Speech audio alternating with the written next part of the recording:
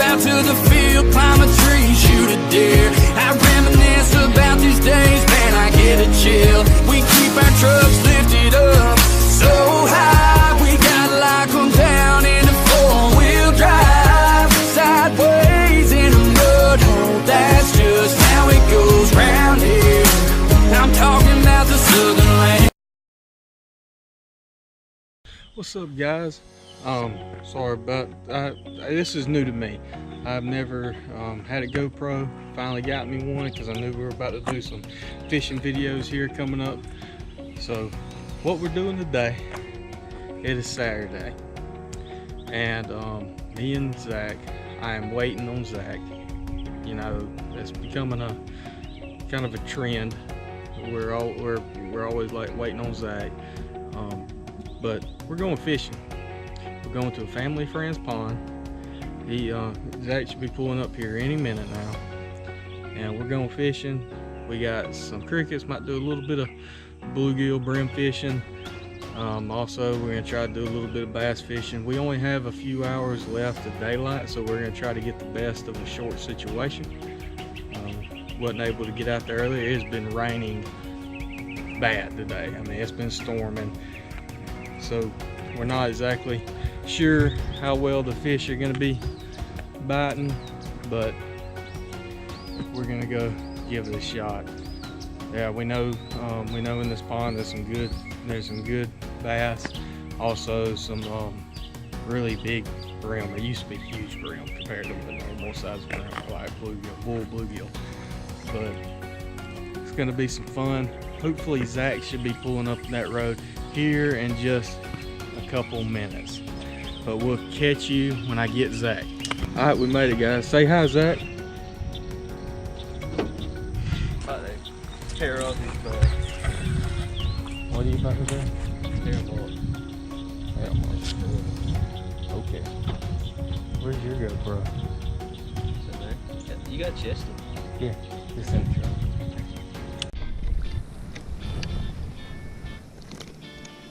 Well, there we go. First one of the day. I was actually reeling that in. Huh. Cade! Cade! Dude, something just popped the heck out of that water right over there.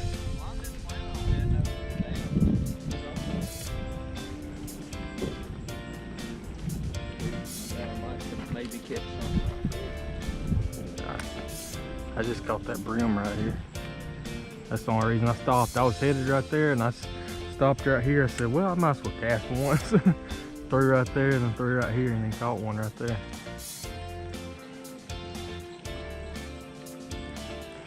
You see that big drainage over there? There you go. Are you recording? Yeah. Okay, good, because I wasn't. I don't know how. I think I might have started figuring something out, a little moving bait pattern. It says they want all the little ones taken out of here, so he's got a mess. He's gonna be blind, so may as well just eat him. Yeah. I think bit it right next to the shore too. That's good eating size. It's a cute little fella.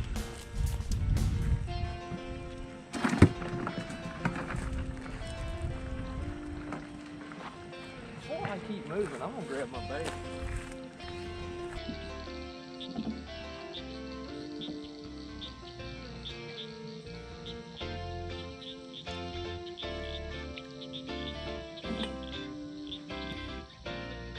He's fixing to get it.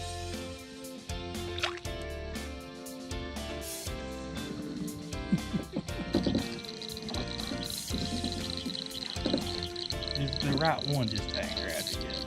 Pretty fishy. Oh, Wayman done fed Wayman caught 8 right there, so he done fed the turtle. Wait, show it to me. I got you on video. Good job. Smoke jaw. She got a big bass in the bucket over there. Yeah. A big one, about way bigger than that. I had one right over there somewhere. I was using a little swim bait, and I got it through the little piece of structure, so I was reeling in pretty quick. and one come nearly out of the water right behind it. Yeah. So when with Bream, you kept breeding a Bream and a bass, so hit it. You can keep that fish. so whenever you, what few times you come fishing over here, 14 inches or less, All right. you keep it. Any of them back. Don't throw any of them back. 14 inches left, don't throw any of them back. Keep every one of them. That's right. Me and Trish been keeping them since February. First of February, we caught about 120. 14 inches or less. We catch them down to 5 inches, 6 inches long. I caught one the other day where it's been 3 pound, 4 ounce thing, or 5 ounces. They killed it, I had to take it out. I couldn't get it to survive. What happened? They just swallowed it too deep. It got hung on one of its gills, a little copper bait. It died. Got made her sick. We done petted them all year, trying to keep big ones in there. You know, she's got several of them. How big was he? 3.5 pounds. She done laid out there. I know where egg down.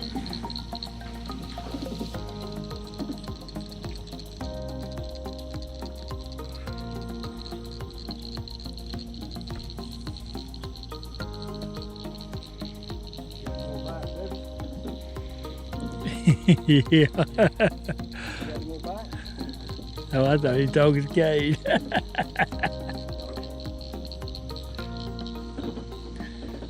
there for sunset, they're popping all over the place. I saw a couple of bass probably today. I just bring it right up. I didn't bring the top water there.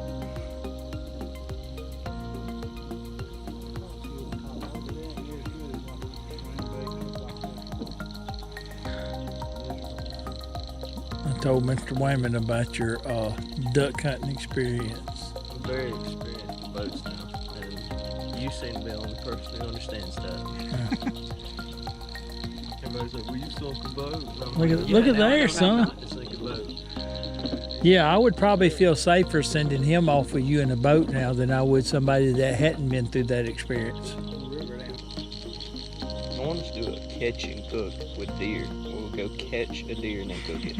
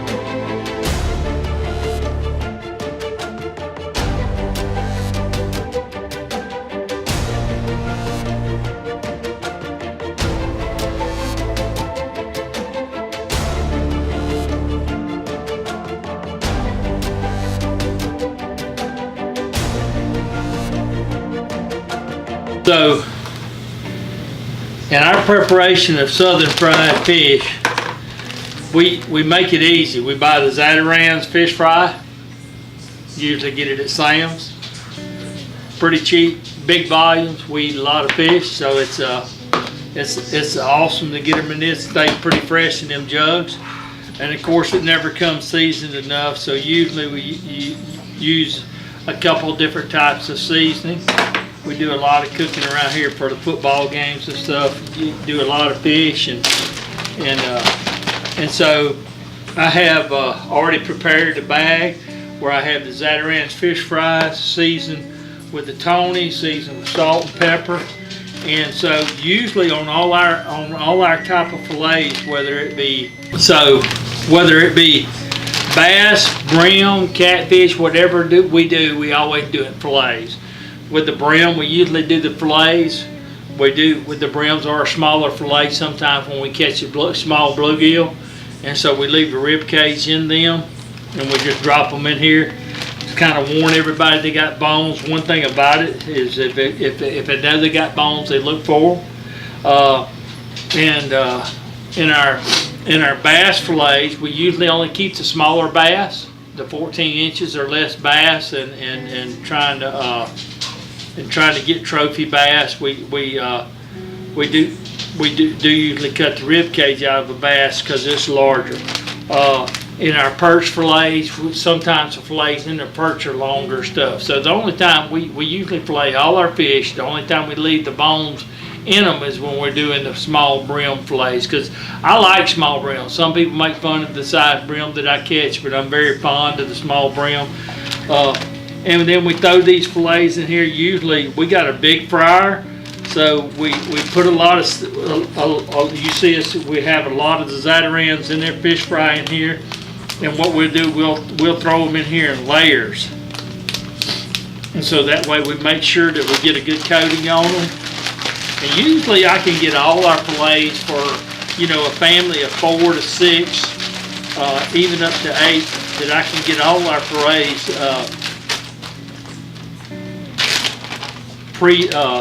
pre-milled. And I usually take every one of them and lay them in there. And one thing is the secret to milling. If you ever fry deer meat or fish fillets and stuff, and you see the crust, you ever fried it and you see the crust fall off of it, like when people fry it and they get it out and they lay it and the crust falls off of it. One of the secrets is that if you'll mill or flour any of the meats that you do until it's dry, if you look at it and it looks wet, then you need to make sure that you have a dry mill or flour. I do my deer meat fillets, tenderloins and stuff in a very similar manner that I do this. Of course, we're using a flour base on it, and we do it in a similar manner, but when you pull it out, that fillet has to be dry. If it's not dry, then, or if the meal starts getting wet, or in the case of deer meat, the flour starts getting wet, then you don't have enough meal and flour, or either you're putting too much meat in there to do that. Usually with these small fillets, a quarter of a bag goes a really long ways, and I'm always surprised at how many people it actually feeds. You think you don't have enough, and you just keep going and keep going, and usually I always cook enough for 6 or 8, and I have enough for 20. We'll be getting to the grease in a minute. We're very fortunate that we have a 6-gallon Cajun fryer that we'll be going to. This Cajun fryer is we only use peanut oil. Of course we'll check with everybody to make sure that nobody's allergic to peanuts, and before we do it. But if you come to my house and if you're allergic to peanuts, then you don't need to eat any of my fried food, right? If you'll let me know in time, we'll try to do some vegetable oil. But right now, we do peanut oil every single time. We have a 6-gallon Cajun fryer, so we're able to move a lot of food very quickly. We only fry at 350 to 375. If the temperature drops, we'll do it. Tonight, we'll be doing some regular frozen French fries. We'll be doing some regular frozen French fries and frozen sweet potato fries. Our menu tonight will be sweet potato fries, French fries, hush puppies, baked beans, and of course a mixture of bluegill and a few bass. Usually Chris and I's favorites are the perch, but at this time this is bluegill and bass that were caught today. So very fresh fish today. Alright, so I would like to tell you that I'm this big chef that gets sweet potatoes and cut it up and everything, but we're not tonight. We've been to our local dollar store tonight to get by since I'm cooking the Saturday night special. The Saturday night special consists of fried sweet potato fries. Now I'm very fortunate. There's not but about 4 or 5 of us eating tonight, and with this 6-gallon fryer,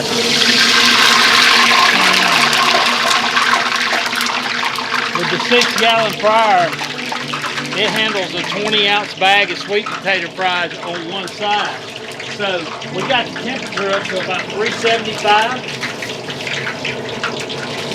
We're going to do the sweet potato fries and the super crispy tonight. So we're really getting into, we're really getting into the dollar store special of us cooking tonight. So this was found at the local dollar store, but so if you'll look, this 6-gallon fryer enables us to do both of them at the same time. Like I said, we're at 375, we're at peanut oil, and you're going to see this fryer get excited here in just a second. It likes cooking.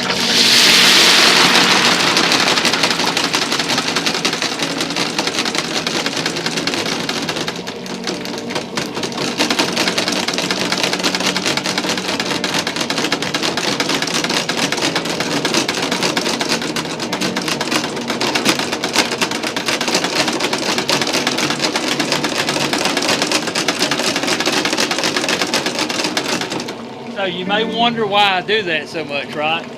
Well, what happens is with the fries or the sweet potato fries being pretty frozen, if you do that, it keeps them from clumping together.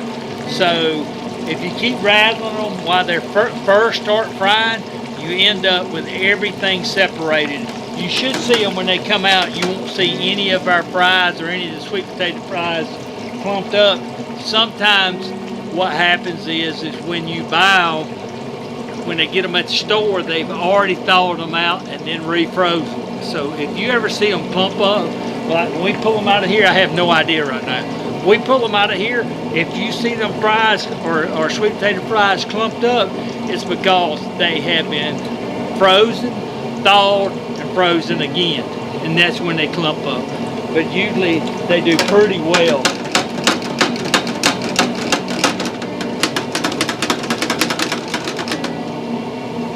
Won't take long.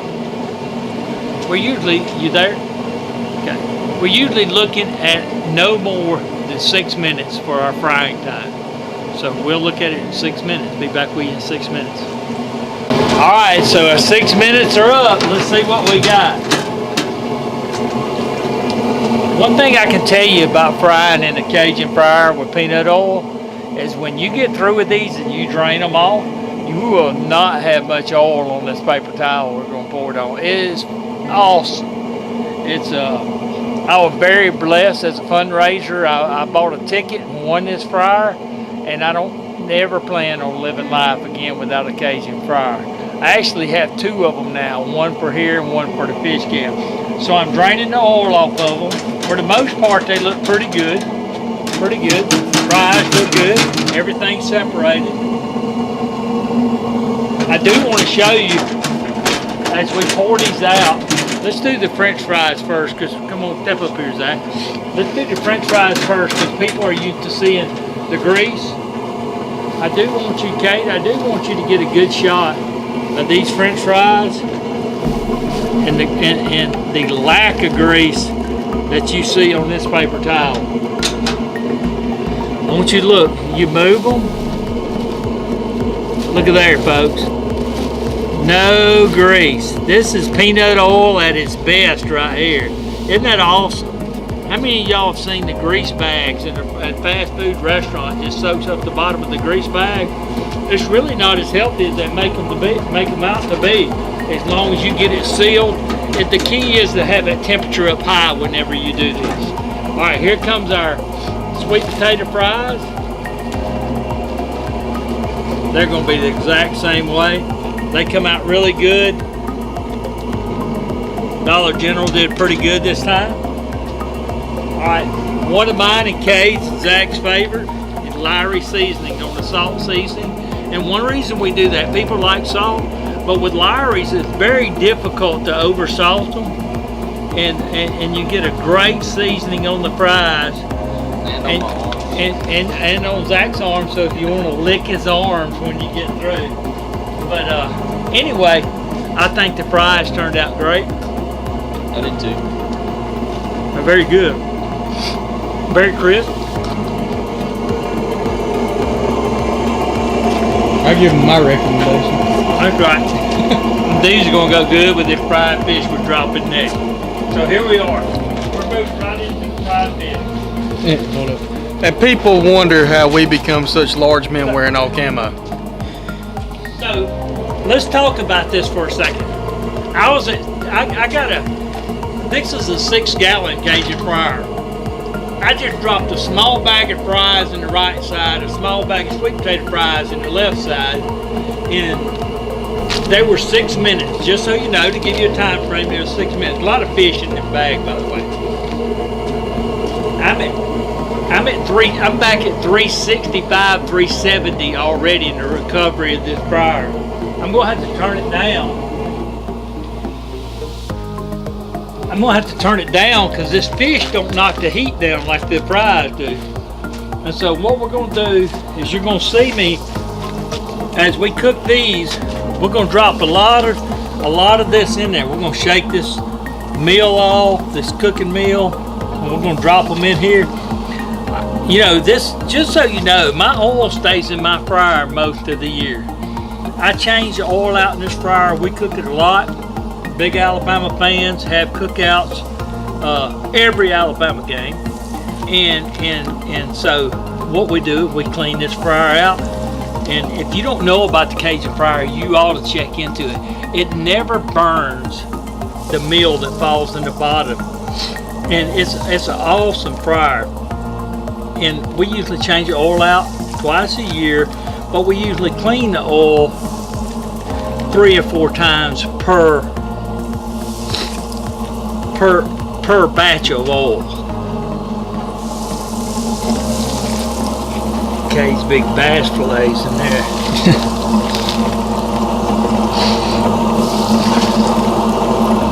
So Chris and I went fishing this morning. And it come a storm and we got drowned, but we're very blessed. We only fished about an hour and a half, and we brought home 22 bluegill, in which I filleted the bluegill. On them bluegills now, all of our bluegill still had the rib pack in it. We just use a regular cheap, like a bread cutting electric knife from Walmart or Target or any of them places. And we filleted them. Cade come in with a fish that he caught this afternoon and filleted them the same way. Now what I'm getting ready to do is I've got the bottom of this covered. I'll drop it and I'll shake them just enough. If you'll look, all of them are very well milled. None of them wet. Right? You've heard me talk about if they're wet, they stick together and the crust falls off. So I'm going to drop them. And I'll do all this very quickly. I'm going to drop them, I'm going to shake them, then I'm going to grab the bag, and then I'm going to drop a lot in there. So here we go. We're at 375 on the temperature. Here we go.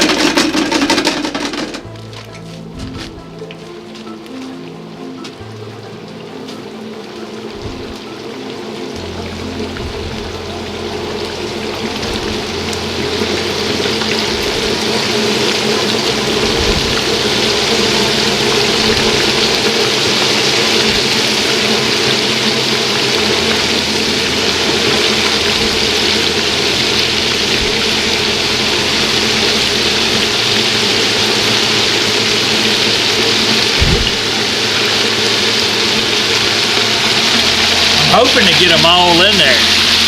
So if I get them all in there, we're talking somewhere around 60 small brim fillets in this thing. But the thing it is, it'll manage it. It's a matter of whether I can get them in there timely enough that I can cook them all at the same pace. How do I know when I got enough in there? It's when they start coming out of the grease. They're not covered up with grease.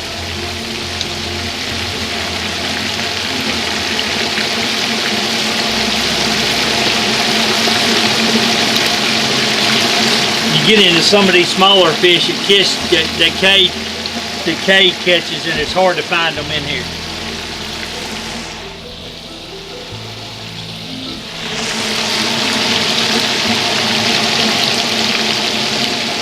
All right, we about got it.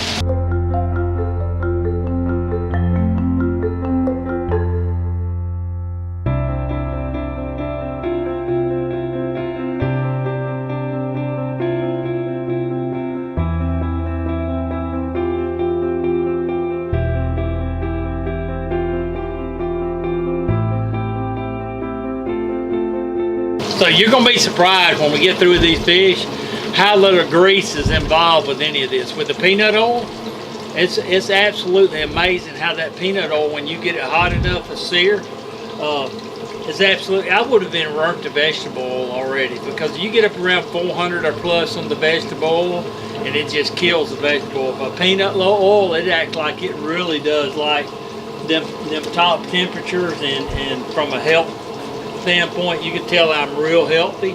And from a health standpoint, I really like the way that this seals, and no extra grease, and it's just pretty amazing. I'll tell you another thing while we're talking about the Cajun fryer, while these finishing up. It's amazing how the Cajun fryer takes all these different seasonings that you put into it, and it don't, the peanut oil don't absorb the seasonings. I actually come back at times and fry French toast for our families in the morning times, and fire up and fryer and fry French toast in it the same way. After frying fish, after frying deer meat, and you don't have the carryover taste in any of the grease. So it's pretty amazing. So here we go. We got a train coming. I think we're about ready for these fish. We're gonna pull these fish and let them drain.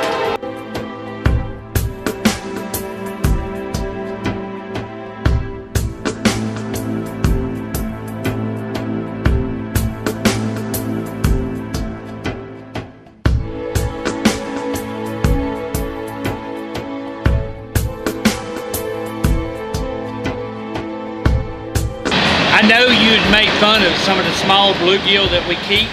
I know you would make fun of some of the small bluegill we're fixing to pull on that plate. But if you had to eat some of these small bluegill, you wouldn't make fun of them. Come on, Zach.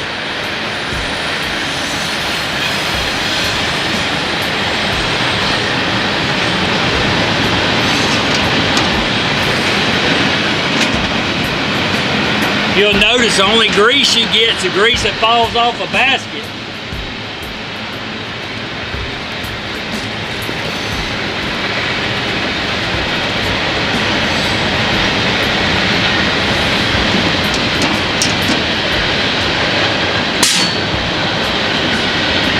These smaller fillets are like chips almost. That's good stuff. Make sure you watch for the bones.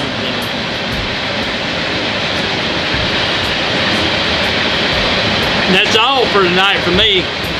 I'm Todd White. I'm telling you, Dad. Y'all have a good night. Thank you for joining. All right, guys. Well, I hope y'all enjoyed that. Hope y'all learned a little something. If y'all do something a little bit different, leave it down in the comments below.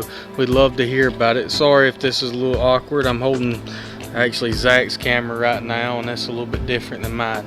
But I really appreciate y'all watching. I know we didn't really get into the fish part today. We didn't catch that many this afternoon.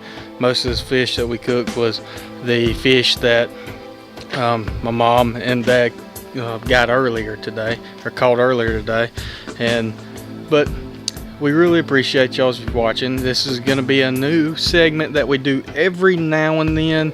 As far as the cooking part, I like to joke with my dad. It's called Cooking with Todd. Anyway, but you know, you never know. We may continue to do a little bit more. We know we want to do a little bit more cooking stuff in the future. We just haven't really done it yet. But we're looking forward to trying that out here soon. But hopefully we go fishing tomorrow, and that'll be on a later video. But I really appreciate y'all watching. Like and subscribe if you want to see more of the cooking stuff. Leave it down in the comments below. We really want to hear feedback from y'all guys. Guys and girls, we really like hearing from y'all. But I appreciate y'all watching. Also, if you like this channel, if you like supporting us, please check out the merch link below. It really helps us out a lot, helps us create more content. We got a couple awesome videos that we have a good idea for. We just waiting to try to develop them. They're a little bit more expensive projects, and we really want to try to do those for y'all. We think y'all really enjoy it. But I appreciate y'all watching. Like and subscribe, and always remember to live life 25 high. We slip out to the field, climb a tree, shoot a deer. I reminisce about these days, man, I get a chill. We keep our trucks lifted